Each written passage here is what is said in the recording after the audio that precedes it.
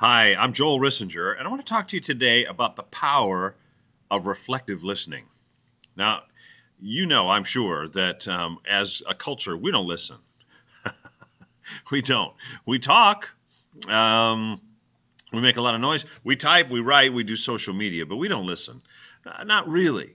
We catch sort of a sound bite, the tip of the iceberg, maybe a title or just a theme, and then we run with it.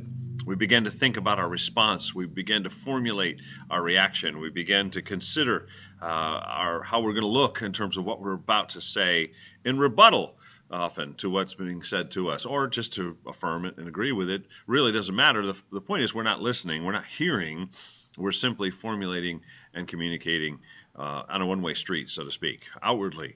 And it's so sad. It's the reason why we make decisions often that are ill-informed, and therefore the results are less than pretty.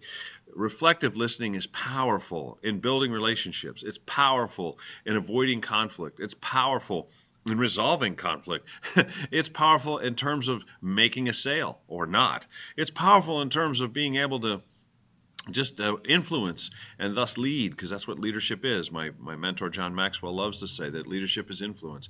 It's communicating, and listening in particular is powerful in terms of being able to lead people, because if they know they've been heard, even if you don't agree with what they're saying, if people know they've been heard, well, they're likely to follow, and they're likely to feel valued.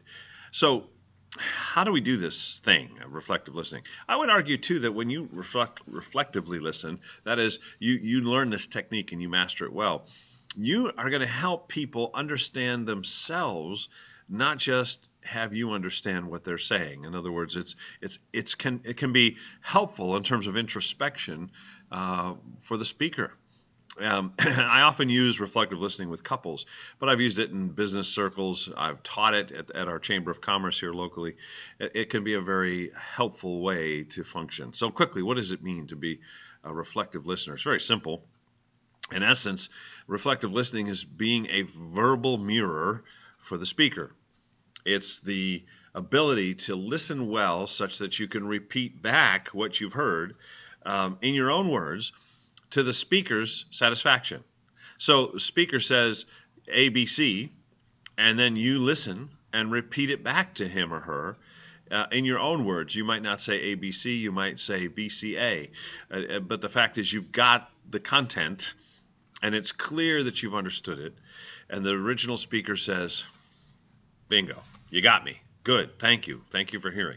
Now, you might think what was said is the most ridiculous thing in the history of humanity. Somebody could say something completely bizarre and out of left field, and you absolutely disagree with every syllable of it.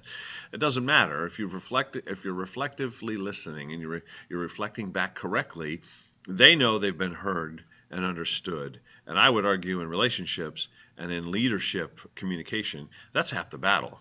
For someone to know they've been heard is half the battle. So it's really not something you learn on your own. You have to practice this. And you can do it at home. You can do it at the office. It doesn't matter.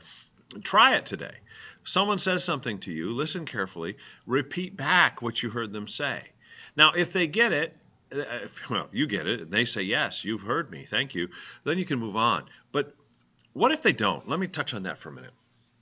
Let's say someone says to you ABC, and you repeat it back, BCA, or however, you put it in your own words, and they say, no, not exactly.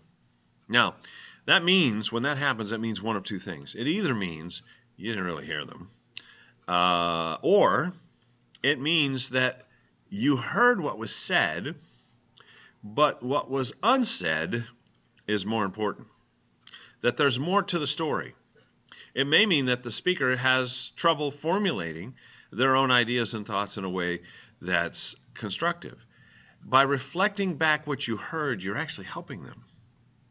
And then you can ask questions. You can say, well, if you didn't mean that, what did you mean? Can you say it again? Or how about, can you give me an example? Or, can you give me the circumstances where this would apply? You can ask questions to go deeper, and in the process, you're helping the speaker understand his or herself. You're also helping your own understanding increase. The bar is going up.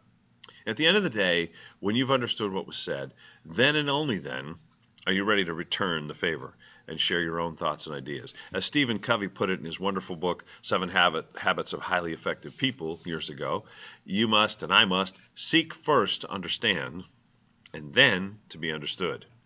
I'm a person of faith. Some of you are, some may not be. But in the book of James, it says this. It's the same idea. In fact, Stephen Covey was pretty open about the fact that that's where he got most of his ideas. James says, let every one of you be swift to hear, slow to speak, and slow to anger. If we're swift to hear, we're reflectively listening. We're thinking about what the other person's saying. We're not formulating our response necessarily yet. We're really trying to understand. We will then be slow to speak, just by default. And I would argue that if we're swift to hear and slow to speak, it's very easy to be slow to anger, because quite honestly, anger is often based on misunderstanding, which reflective listening avoids. So, try reflective listening today.